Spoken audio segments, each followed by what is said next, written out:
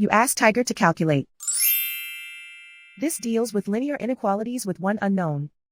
The final result is y equal or smaller than 3. Let's solve it step by step. Simplify the expression. Expand the parentheses.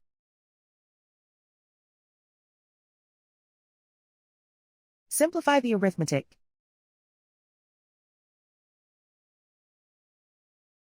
Swap sides.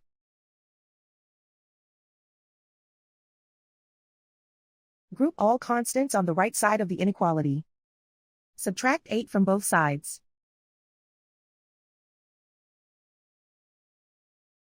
Simplify the arithmetic.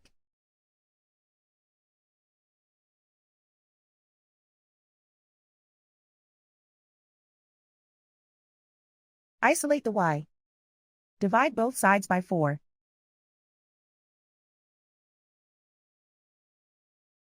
Simplify the fraction.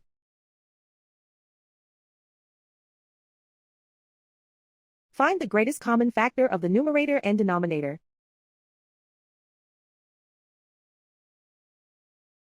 Factor out and cancel the greatest common factor.